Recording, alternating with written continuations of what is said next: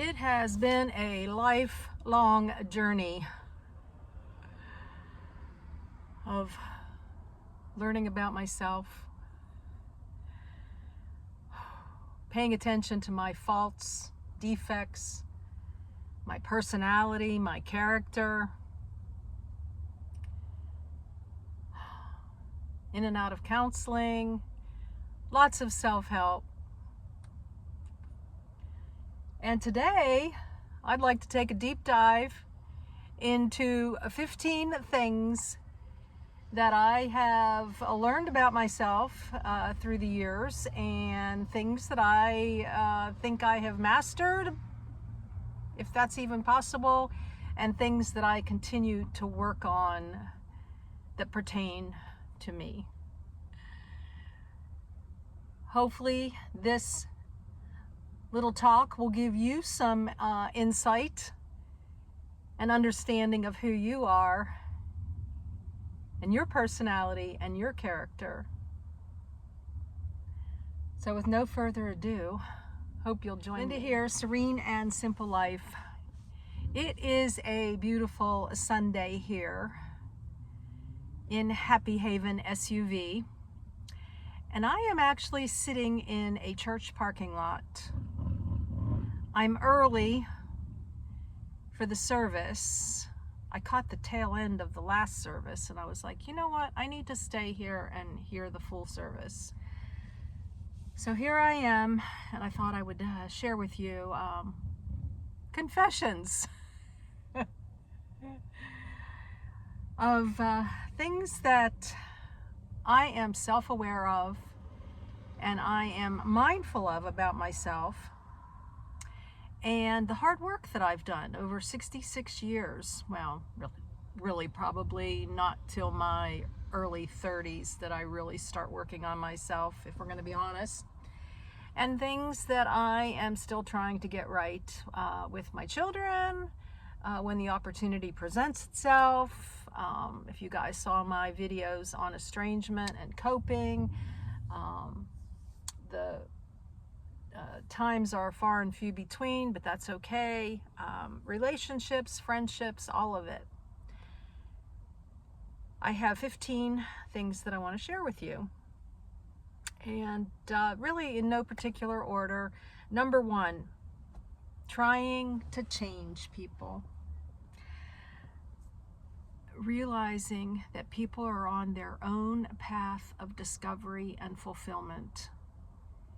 And my timing and my path of learning and growing is not the same as someone else's path and journey.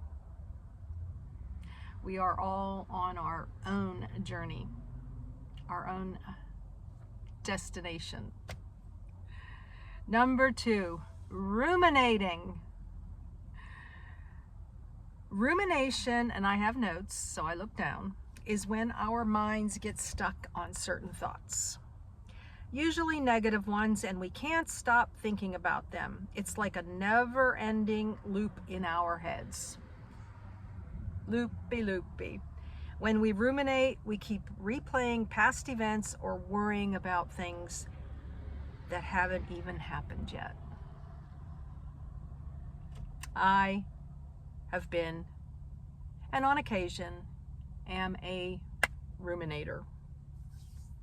But I'm aware. That's the thing. That's the important part, is I'm aware. Number three, asking why. Why does this person do that? Why do they do that? What is going on? Especially in my marriage, which was way back 35 years ago. I was married for 9. I did a video on that. You got to catch these sit and share Sundays. They're awesome. I'm really opening up and being transparent and vulnerable and all of the above. But my counselor would say to me, Linda, why does not matter? Why doesn't change anything? Why is there suffering in this world? Why do some people seem like they never have any issues with anything, and other people have huge mountains to climb in their life, whether it be health or relationships or things that have happened to them in their lives. Why? Why doesn't matter. Live and learn, right? Number 4, responding rather than reacting, and not letting my emotions get the best of me. Well, I can ruminate about something that happened a couple years ago with my daughter and family, and I reacted rather than responding. So, early on, at the end, when the door was closing, I didn't react. I responded. But it took my first mistake to get to a better place. I'm trying to master my emotions to criticism, learning that a calm mind can handle anything. I have this ongoing situation in the comments. Not often, but often enough that it tests me. It's like the Lord tests us, right? In our growth. And I work hard at not reacting to people's ugliness and their hatred, and either responding by ignoring it altogether, or a nice, quick, and simple statement. Number 5, beating myself up for what I did and for what I could have done differently in a situation. I don't believe I do this anywhere near like I used to. People would say to me, Linda, don't be so hard on yourself. Well, I always took that as, well, I'm not being hard on myself. I'm just being honest with myself. If I screwed up, I screwed up. But I understand there's a fine line, and we have to be gentle with ourselves. None of us are perfect. We all make mistakes, and the important thing is learning from your mistakes, right? Number 6. Oh boy, this is a big one. No longer have expectations of others. I don't have any expectations with my children, what they do, what they don't do, how our relationship works or doesn't work. I have no expectations. And when you lower your expectations, you lower your disappointments. And that is a really good feeling. Feelings are not facts, but it is a good feeling. When you can go through something and you didn't have this, we were going to do this, and this is how this was going to turn out, and everything is going to be just perfect. And you walk away from a situation and you're like, well, that was good. That all was nice, with no expectations. You get what I'm saying? Hopefully by now you're relating to some of these, and you would share in the comments if you want to be transparent, things that you're working on in your life and things that you're relating to here. Number 7. Oh my gosh. Listen without interrupting. I am definitely a work in progress on this one. I catch myself a lot quicker interrupting, but I still interrupt. My daughter called me out on this one time. It was probably 10 or 15 years ago. She said, Mom, you just talk over people. They were saying something and you just totally interrupted them. Speaking the truth out of babes, right? She was right. I said, and I defended myself. I was like, well, if I don't say it when I'm thinking it, I forget it. And I'm passionate about whatever it is the topic is. And I will never forget her saying to me and reminding me, Mom, they are passionate about what they have to say as well. So it gave me no leverage, no allowing to interrupt somebody just because I had it in my head and needed to say it. What did they say? Recognition is the first step to change. I recognize that I interrupt people and I talk over people. Number 8, overthinking. Oh my gosh. Through the years, especially in relationships with men, I would overthink. I'd do a lot of asking why, and I would also do a lot of overthinking. Decisions, possibilities, scenarios, what's going to happen, what's not going to happen. Like some of these are really intertwined. You know, the ruminating, the asking why, the mastering my emotions, all of it just kind of, it all goes together. It's like puzzle pieces and figuring all this stuff out. Okay, but again, what's most important is that we learn from our mistakes, right? All right, on to number 9, over-explaining myself to make a point.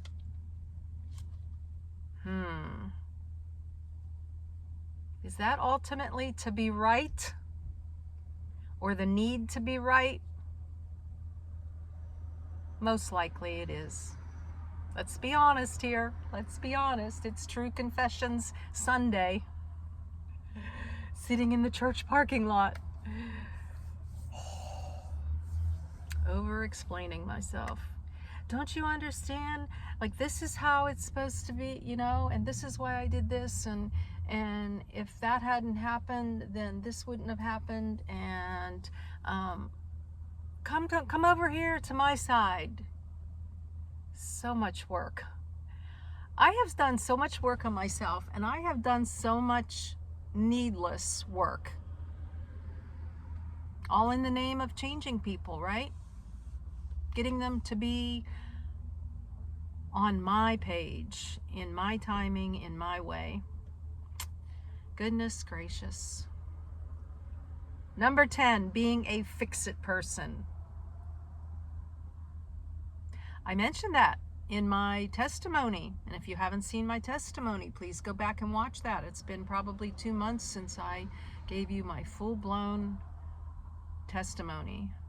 35 years sober now, worked on codependency. I'm a fix-it, micromanage it, control it type person, but nowhere like I used to be. And what's really cool is I find peace with myself when I'm minding my own business. Minding somebody else's business is a lot of work. It's a lot of work. To look at what they're doing and why they're doing it and when they're doing it and how they're doing it. I don't need that. I don't need that. You don't need that. Number 11, trying to be perfect and not giving myself grace when I mess up. Again, it intertwines with things that happened a couple years ago, you know, and when I should have responded and I reacted. I should have talked to God, and I should have phoned a friend instead of engaging and reacting with my daughter. I mean, that's all there is to it. I'm learning to put time between things that happen and how I feel about it, even if that's an overnight, sleep on it, pray on it, those kinds of things. But in this particular moment, I didn't do that. And someone just recently, a friend reminded me, hey Linda, we're not perfect. It's so human nature to react instead of respond. Well, that made me feel so good. was sharing something about the past, but I was not ruminating on it. And I don't have that feeling to give people all the details. People don't need your details. They're living and doing their own life. Yay! Number 12. Other people's negativity isn't worth caring about. And I'm still working on this one for sure in the comments. And the delete button really helps with that one. Other people's negativity isn't worth caring about. If somebody's grumbling, they're negative. Oh, I don't put effort into that. I walk away. I really try to surround myself with people who are positive, which is what I share all the time on this channel, that if you don't have something nice to say or something positive to say, don't say anything at all. And just recently I said, hey, write it down on an index card if you have something that you feel so strongly about that's negative. And nobody wants to hear it, so write it down and then tear it up. Get rid of it. Don't hold on to it. Just saying. Number 13, I take 100% responsibility for my own life and try hard to not complain or blame anyone for anything. I think I got this one pretty well. I think I have this one because I have, some current situations in my life, and I shared with you in the estrangement video that I do not blame my children. I don't give it a lot of mental power like I used to, giving things too much rent-free in your head. I don't do that anymore. Too much. It's a serene and simple life, guys. It only took me 60 some years to figure it out. Maybe like 30 some years. 30 or 40, yeah. Because when you're in your teens and that, life is whatever it is. But then I have been a self-help junkie, and I've put a lot of effort into these kind of things. But I'm still working. Work in progress till I die. All right. Number 14, learning to say exactly what I mean. See, this one is very, very hard. There's been times when kids, what are you trying to say? What are you talking about? What is it? Just say it. Just say it. That haunts me. Just say it. And see, my mind, and this sounds like an excuse, but it races forward, it races backwards. Some of you guys know me, that I go back and forth. And this one's hard for me. And I think it has to do with slowing up and thinking before I speak. That's probably the key there. Don't blurt out stuff until you've processed it and you think it through. And then try to be concise.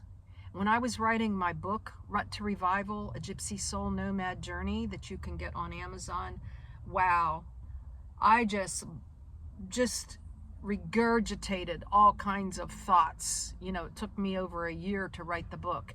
And when we were down to the editing of it, I was slicing and dicing. Say what you want to say. Don't like a blob of different things, and then people don't have any clue what you're talking about. Communication being key, right?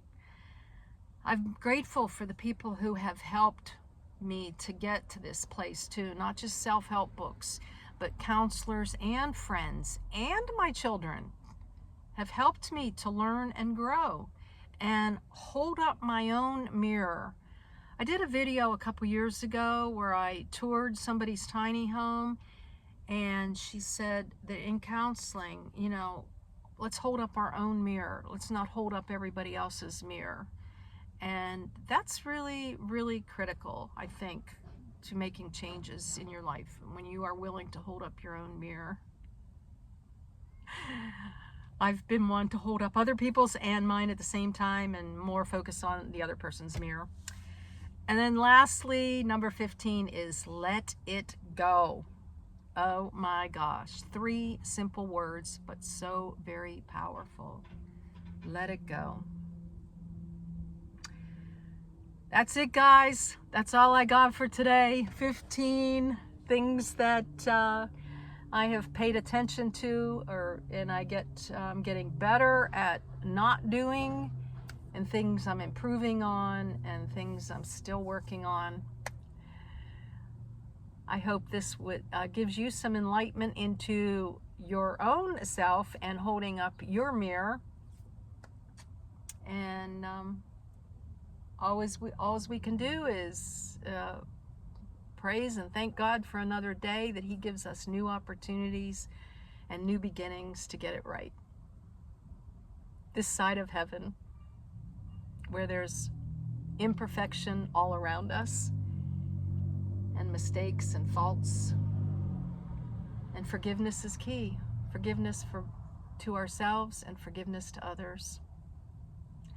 I love you guys. I'm going to head into church now.